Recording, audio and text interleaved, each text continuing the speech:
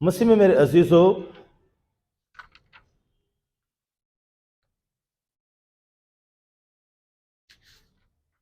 آج ہم پاک کلام میں شادی سے متعلق بھی سنتے ہیں اور مرنے کے بعد کیا ہوگا اس کے بارے میں بھی ہم سنتے ہیں۔ آج کی پہلی تلاوت جو کلام مقدس سے لی گئی وہ مکابین کی دوسری کتاب سے ہے۔ مکابین کی کتاب کا شمار اپوکرفا یعنی مخفی کتابوں میں ہوتا ہے۔ وہ 7 کتابیں جو کیتھولک چرچ میں، کیتھولک بائبل میں موجود ملتی ہیں، اور جس میں قیامت کے بارے میں، مردوں کے حساب کتاب کے بارے میں اور ایمان کے حوالے سے بہت ساری باتیں ہمیں ملتی ہیں۔ اور یہ کتاب جو ہے مکابین کی کتاب، پہلا مکابین اور دوسرا مکابین، اس کے بعد نیا عہد نامہ شروع ہوتا ہے۔ یہ کتاب اس وقت کی ہے جب یہودیوں کی اور رومیوں کی آپس میں جنگ جاری تھی، کولڈ وار بھی تھی، کیونکہ رومی جو تھے وہ سلطنت کر رہے تھے، یہودی ان کی سلطنت کو قبول نہیں کرتے تھے، کیونکہ تمام فلسطین کے علاقے پر رومیوں کی حکومت تھی اور وہ ان کی حکمرانی کو قبول نہیں کرتے تھے۔ یہاں یہودیوں کی شریعت کو بھی خطرہ تھا، کیونکہ شریعت کی نفی ہوتی تھی اور رومی حکومت جو ہے وہ یہودیوں پر ظلم بھی کرتی تھی۔ اور اس طرح جو ہے رومی حکومت اور ان کی ثقافت، ان کی رسومات، ان کے عقائد جو ہے یہودی عقائد کی مخالفت بھی کرتے تھے۔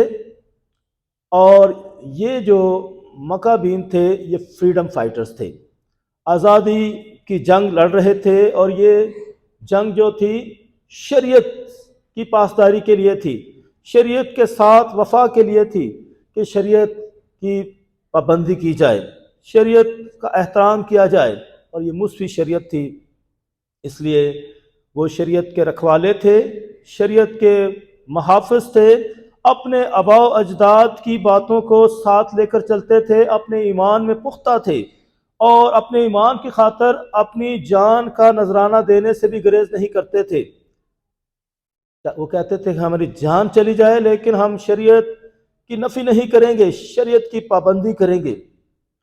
اور یہاں ہمیں مضبوط ایمان کے حوالے سے کہانیاں ملتی ہیں جو کہ سچی ہیں۔ اس کے علاوہ اور بھی جو کتابیں ہیں اپوکرفا، ان میں بھی ہمیں ایمان کے حوالے سے بہت ساری کتابیں ملتی ہیں، اور مردوں کی قیامت کے حوالے سے۔ مسیح میرے عزیزوں، یہاں جس خاندان کی بات کی گئی ہے کہ اس خاندان میں ایک ہی عورت تھی اور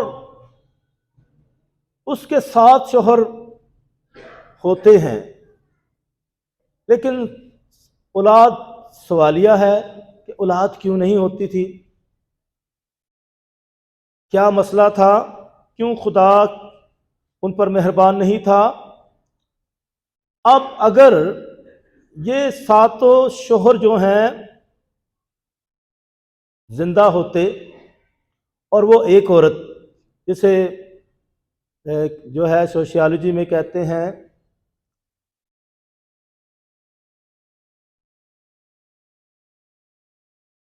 ایک شوہر یعنی بہت سارے شوہر اور ایک ہی بیوی،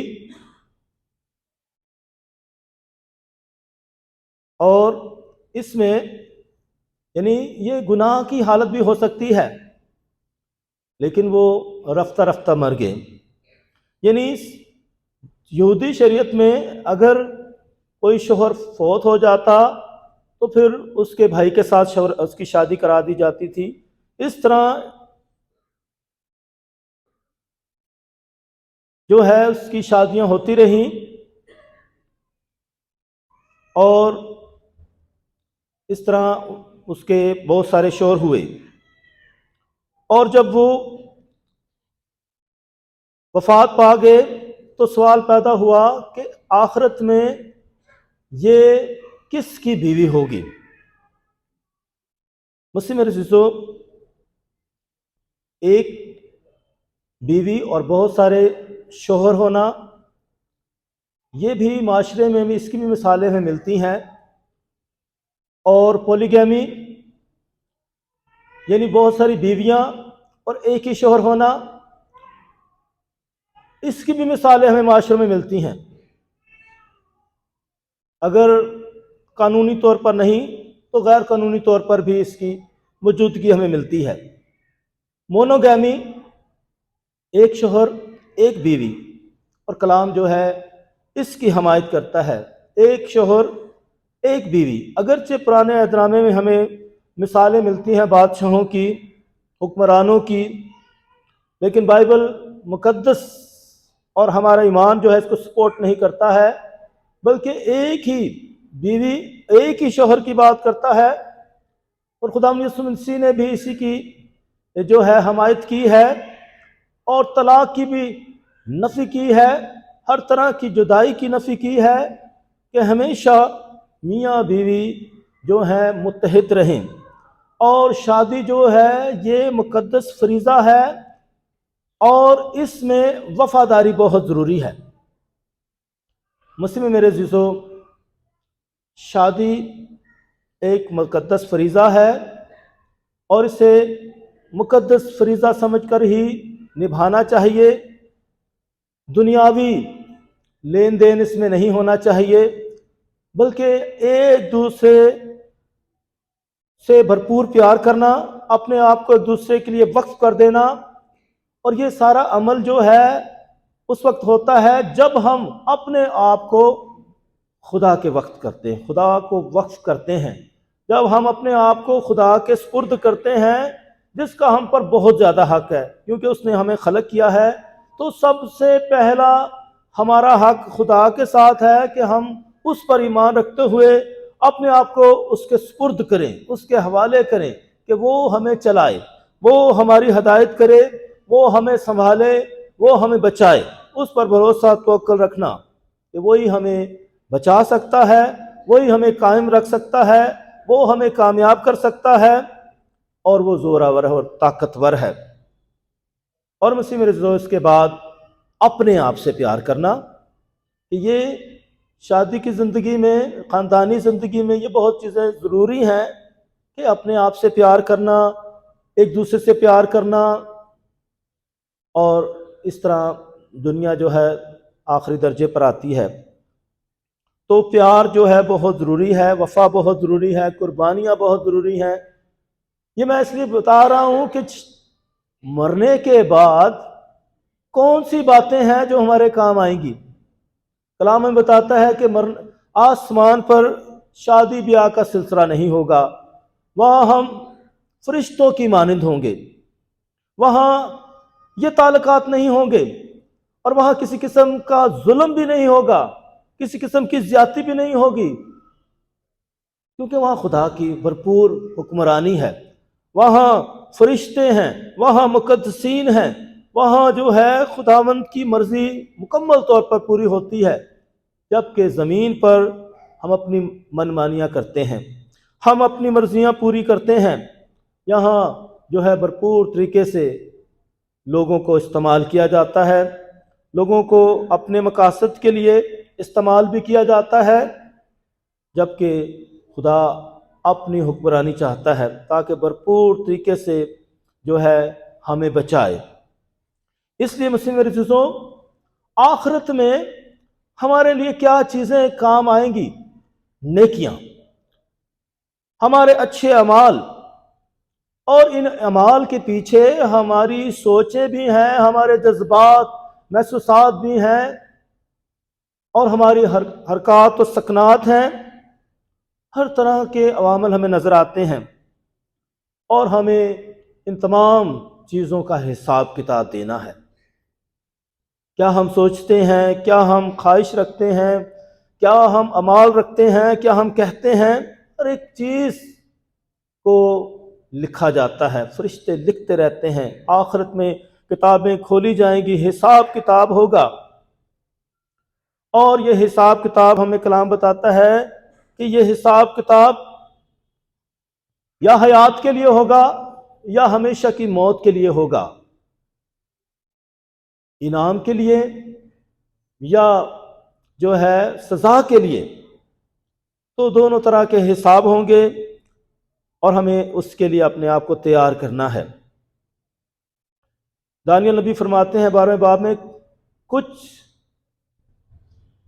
ابدی زندگی کے لیے اور کچھ ابدی رسوائی اور ذلت کے لیے زندہ ہوں گے۔ اور مسیح میں رضو، آسمان میں خاص بات یہ ہے کہ ہم خدا کے ساتھ ہمیشہ رہیں گے، ہمیشہ۔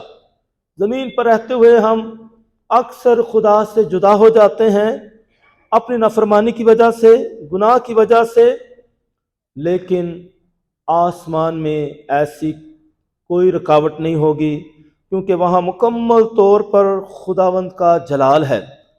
خدا ہمیں بھی یہاں زمین پر بھی اپنا جلال دیتا رہتا ہے، ہم پر مہربان ہوتا رہتا ہے۔ اور مسیح میرے عزیزو، کلام مقدس ہمیں سکھاتا ہے کس طریقے سے خدا ہم پر مہربان ہوتا ہے اور وہ ہمیں اپنا بھرپور جلال بخشتا ہے، اور اس نے اپنا بیٹا ہمیں دے دیا ہے تاکہ ہمیں بھرپور طریقے سے مضبوطی دے، ہمیں بھرپور طریقے سے ہر ایک غلامی سے رہائی دے، ہمیں بھرپور طریقے سے سچائی کی طرف گامزن کریں۔ وہی ہمیں بچا سکتا ہے، وہی ہمیں پاک صاف کرتا ہے۔ اس طرح مسیح میرے عزیزو، پاک کلام ہماری مدد کرتا ہے تاکہ ہم بھرپور طریقے سے خداوند کی پیروی کر سکیں، اور خدا ہمیں اپنے پاک کلام سے سکھاتا ہے، ہماری ہدایت کرتا ہے تاکہ ہم بھرپور طریقے سے کلام مقدس سے سیکھیں۔ تیرا کلام میرے قدموں کے لیے چراغ اور راہ کے لیے روشنی ہے۔ خدا کا کلام ہماری ہدایت کرتا ہے، خدا کا کلام جو ہے ہمیں پاک صاف کرتا ہے اور ہمیں سیدھی راہوں پر لے چلتا ہے۔ مسیح میں میرے عزیزو، ہم سب کسی نہ کسی غلامی میں رہتے ہیں۔ ایک شخص، ایک سائنسدان نے ایک تجربہ کیا۔ اس نے 2 چوہوں کو رکھا، ایک کو ایک پنجرے میں رکھا، دوسرے کو دوسرے پنجرے میں رکھا، اور ایک پنجرے میں اس نے کرنٹ لگا دیا، اور ایک چوہا جو تھا جس کے پنجرے پر کرنٹ نہیں لگا تھا، وہ اس پنجرے سے باہر نکل آیا، لیکن دوسرا چوہا جو ہے جیسے ہی باہر نکلنے لگا اسے کرنٹ لگا اور وہ ڈر گیا، اور اب وہ ایک جگہ پر سہم کر بیٹھ گیا۔ اب وہ ہلتا بھی نہیں تھا، ڈرتا تھا کیونکہ اسے کرنٹ لگا تھا، خوف طاری ہو گیا تھا کہ یہ بہت سخت کرنٹ ہے۔ اور اسی طرح پھر اس نے دوسرا تجربہ کیا۔ اس دفعہ اس نے کرنٹ نہیں لگایا، دونوں چوہوں کو رکھ دیا۔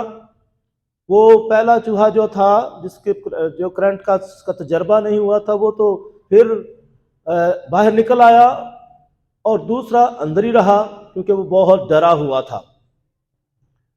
اور اس طرح اس نے اس کا پنجرہ بدل بھی دیا، کسی اور جگہ پر رکھا، لیکن وہ ہمیشہ ڈرتا رہا۔ اسی طرح ہم بہت دفعہ آزاد تو ہوتے ہیں لیکن کسی نہ کسی غلامی میں جکڑے ہوئے ہیں، کسی نہ کسی غلامی کا شکار ہیں۔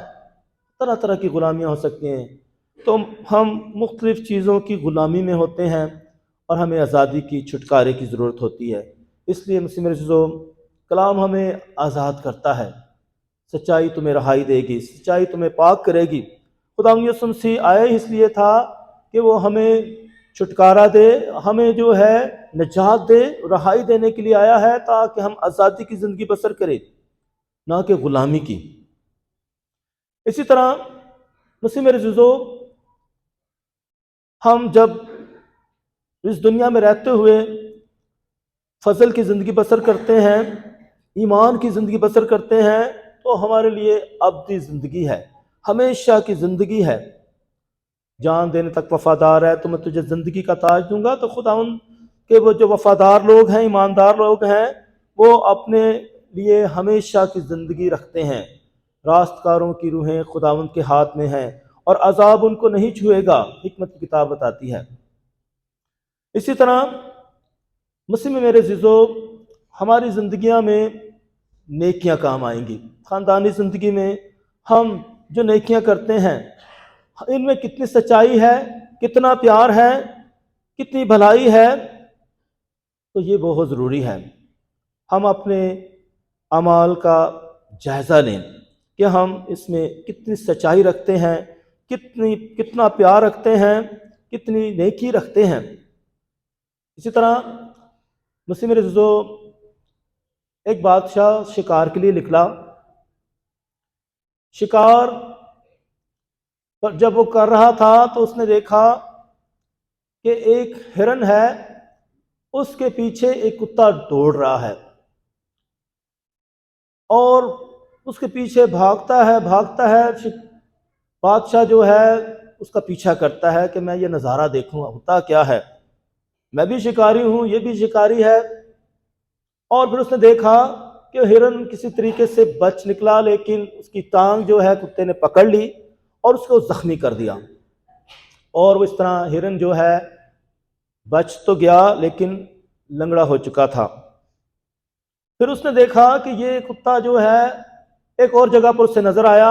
اب وہاں اس راہ پر ایک بزرگ جا رہا تھا، اس کے ہاتھ میں لاٹھی تھی۔ کتا اس پر بھونکنے لگا اور اس بزرگ نے وہ لاٹھی اس کو ماری اور کتے کی ٹانگ توڑ دی۔ پھر اسی طرح جو ہے وہی شخص، اس نے دیکھا، اب وہ شخص جب جا رہا تھا، سفر کر رہا تھا، اس کا ایکسیڈنٹ ہوا اور اس کی ٹانگ ٹوٹ گئی۔ بادشاہ نے سبق سیکھ لیا کہ جو کسی پر ظلم کرتا ہے اس کو بدلہ ملتا رہتا ہے، اس دنیا میں ملتا ہے یا پھر آخرت میں ملے گا، لیکن اس کا حساب کتاب ہوگا۔ اس نے جو ظلم کیا ہے اس کا حساب کتاب ہوگا۔ اگر وہ نیکیاں کرتا ہے تو اس کے ساتھ نیکیاں ہوں گی، اس کا اجر ملتا ہی رہے گا۔ مسیح میرے دوستو، اسی طرح ایک اور شخص تھا اور اس نے ایک شخص کی مچھلی چوری کر لی۔ اس نے سارا دن شکار پکڑ رہا تھا، ایک ہی مچھلی اس کو ملی اور اس نے مچھلی اس سے چھین لی، اور مچھلی چھین کر جب بھاگا تو اس مچھلی نے اس کے ہاتھ پر کاٹ دیا۔ اس کا ہاتھ زخمی ہو چکا تھا مچھلی کے کاٹنے کی وجہ سے، اور پھر وہ جب ڈاکٹر کے پاس گیا تو زخم بن چکا تھا۔ اس نے تھوڑا علاج اس کا کیا، پٹی باندھی۔ 4 دن کے بعد آنا، 4 دن کے بعد پھر جب وہ آیا تو پھر دوبارہ اس پر علاج شروع ہوا۔ اس نے پھر مزید اس نے دیکھا یہ تو اور خراب ہو گیا۔ اس نے کہا تھوڑا سا ہاتھ تھوڑا کاٹنا پڑے گا۔ اسی طرح وہ ایک ہفتے کے بعد جاتا اور رفتہ رفتہ اس کا ہاتھ کٹتا جا رہا تھا۔ ڈاکٹر نے کہا مسئلہ کیا ہے، تم ٹھیک کیوں نہیں ہوتے؟ کیا تم نے کوئی ایسی غلطی کر دی ہے؟ کیا کیا ہے اس ہاتھ کے ساتھ جو تیرے ساتھ یہ ہو رہا ہے کہ تو ٹھیک ہی نہیں ہو رہا، تیرا ہاتھ کٹتا جا رہا ہے، یہ سلسلہ رکتا نہیں ہے؟ کیا تو نے کیا اس ہاتھ کے ساتھ جو تو ٹھیک نہیں ہوتا؟ سوچ اپنی زندگی پر، کوئی ایسی تو نے کسی پر ظلم تو نہیں کر دیا ہے؟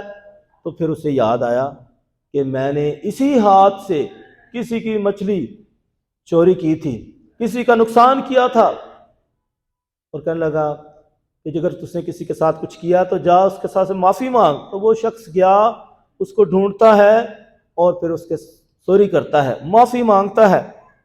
اس طرح مسیح میرے عزیزو، دنیا میں ظلم ہوتے ہیں اور اسی طرح جو ہے نقصان ہوتے ہیں۔ تو پھر اس شخص سے پوچھا کہ جب میں نے تجھ سے مچھلی چھینی تھی تو تم نے کیا کیا تھا؟ کیا تم نے کوئی بددعا دی تھی؟ کیا کیا تھا؟ کہنے لگا کہ میں نے اس وقت اپنے خدا کو کہا تھا، اس نے اپنا زور دکھایا اب تو اپنا زور دکھا. تو پھر اس طرح خدا کا زور جو ہے زیادہ زور آور ہے، طاقتور ہے، اس کا کوئی مقابلہ نہیں کر سکتا. اور خدا ہمارا بدلہ لیتا ہے، ہم نہ بدلہ لیں. خدا ہمیں معافی سکھاتا ہے، برداشت سکھاتا ہے کہ دشمنوں سے بھی پیار کرو، دشمنوں کو بھی معاف کرو. خدا بھی ہمیں معاف کرتا ہے. اس لیے مسیح میں عزیزو، ہم سب گناہ گار ہیں، ہم سب گناہ کرتے ہیں، اپنے خیالات میں، اپنی سوچوں میں، اپنی زندگی میں گناہ سرزد ہوتے رہتے ہیں. ہم فرشتے نہیں ہیں، ہم گناہ کرتے رہتے ہیں. اور خداوند یسوع مسیح آئے اس لیے تھا کہ ہمارے گناہوں کے لیے اپنی جان کا فدیہ دے. یسوع مسیح کا آنا، یسوع مسیح کی موت خدا کا منصوبہ ہے. خدا نے اسی لیے اپنے بیٹے کو بھیجا تاکہ وہ دکھ سہے، مصیبتیں سہے، اپنی جان کا فدیہ دے، اپنی جان قربان کرے تاکہ ہم ہمیشہ کی زندگی پائیں. وہ ہمارے گناہ معاف کرنے کے لیے آیا ہے، وہ ہمارے جسموں کو پاک صاف کرنے کے لیے آیا ہے. اس لیے مسیح میرے عزیزو، یہ ہمارا جو جسم ہے، یہ جو ہے جب یہ اس نے ختم تو ہونا ہی ہے، کیونکہ یہ جو نیچرل لائف ہے، نیچرل باڈی ہے، اس نے ایک دن مٹی میں مل جانا ہے. لیکن یہ مٹی میں جو ہے رہتے ہوئے بھی یہ جلالی روپ اختیار کرے گا، کیونکہ ہمارے پاس جسم بھی ہے، ہمارے پاس روح بھی ہے. اور اس یونانی فلسفے میں جو ہے جسم کو، باڈی کو غلط جو ہے سمجھا جاتا ہے، کرپٹ سمجھا جاتا ہے، اور روح کو پاک. لیکن مسیحی فلسفہ یہ ہے کہ جسم بھی پاک ہے، یہ بھی جلالی ہے، کیونکہ خداوند یسوع مسیح خود انسانی جسم میں آیا ہے. اور انکارنس، تجسد ہونے کا مطلب ہے in the body, coming in to the body, انسانی جسم میں آنا، انسانی جسم میں اتر جانا. اس نے ہمارے انسانی جسم میں آ کر ہمارے جسم کو پاک کیا ہے، ہمارے جسم کو جلالی بنایا ہے. اس لیے ہم مسیح میرے عزیزو کلام سنتے ہیں، ہم دعائیں کرتے ہیں، اور پاک شراکت اپنے جسم میں پہنچاتے ہیں. اس کا بدن جو ہے، اس کا بدن، اس کا لہو ہماری جسم میں اترتا ہے تو ہمارا جسم انسانی جسم نہیں رہتا، بلکہ جلالی جسم بنتا ہے، خداوند کا جسم بن جاتا ہے، باڈی آف کرائسٹ. ہم یسوع مسیح کا بدن بن جاتے ہیں اس جلالی بدن کو لے کر. تو اس طرح خداوند یسوع مسیح نے خود کہا، جو میرا بدن کھاتا اور خون پیتا اس میں زندگی ہے، اور میں روز قیامت اس کو زندہ کروں گا. تو ہم اپنے اندر زندگی رکھتے ہیں، ہم یسوع مسیح کے ساتھ موت کا تجربہ کر لیتے ہیں، ہم پوری انسانیت کے ساتھ اس کے ساتھ جو ہے مر جاتے ہیں، دفن ہو جاتے ہیں، ہمیشہ کی زندگی میں قدم رکھتے ہیں، ہم نئے انسان بن جاتے ہیں، نئی انسانیت کو پہن لیتے ہیں. پولس فرماتے ہیں. اس لیے مسیح میرے یہ خدا کا منصوبہ ہے کہ یسوع مسیح کے وسیلے سے ہم ہمیشہ کی زندگی حاصل کریں. اس لیے یسوع مسیح ہمارے لیے ہمیشہ کی زندگی بن کے لیے آیا. ضرورت اس بات کی ہے کہ ہم بھرپور طریقے سے اس پر ایمان لائیں، اس پر بھروسہ رکھیں. مسیح میرے عزیزو، آخرت پر غیر قوموں کے بھی ایمان ہے، مسلمز کا بھی ایمان ہے، اور بھی قوموں کے ایمان ہے کہ آخرت میں حساب کتاب ہوگا. اور ہماری بائبل مقدس اور ہمارا ایمان ہمیں بتاتا ہے کہ یسوع مسیح کے وسیلے سے ہم ہمیشہ کی زندگی حاصل کرتے ہیں، ابدی حیات حاصل کرتے ہیں. اور مقدس یوحنا تو یہ بتاتے ہیں کہ ہم ابدی زندگی میں شامل ہو چکے ہیں، ہم ابدی زندگی کو پا چکے ہیں. ضرورت اس بات کی ہے کہ ہم اس کو سنبھال کر رکھیں. یہ داغدار ہوتی رہتی ہے، یہ متاثر ہوتی رہتی ہے، اور اسے ہمیں سنبھال کر رکھنا ہے. اور خداوند ہمیں چاہتا ہے کہ ہم بھرپور طریقے سے اس کے ساتھ تعاون کریں. اس لیے مسیح میں میرے عزیزو، ہم کلام مقدس سے سیکھتے ہیں کہ صرف خدا ہی نہیں کام کرتا ہے، ہمیں بھی خدا کے ساتھ کام کرنے کی ضرورت ہے. خدا ہمیں بھی اپنے ساتھ شریک کرتا ہے کہ ہم بھی اس کے ساتھ تعاون کریں، نہ کہ صرف سب کچھ خدا کرتا رہے اور ہم خود کچھ نہ کریں. یہ مسیح میرے عزیزو، یہ بھی جو فلسفہ ہے وہ بھی ٹھیک نہیں ہے کہ ہم کچھ نہ کریں، بس اس نے وہی سب کچھ ہمارے لیے کرے گا. اس کے بیٹے نے ہمارے لیے جان کا فدیہ دے دیا، ہمیں کچھ کرنے کی ضرورت نہیں ہے.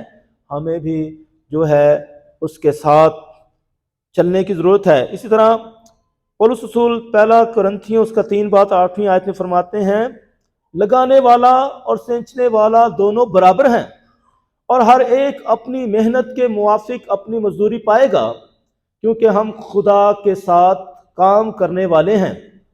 تم خدا کی زراعت اور خدا کی عمارت ہو، روح القدس کی ہیکل ہو، خدا کا گھر ہونا۔ اس لیے مسیح عزیزو، ہم سب خدا کے ساتھ جو ہے اس نجات کے کام میں شریک ہوتے ہیں۔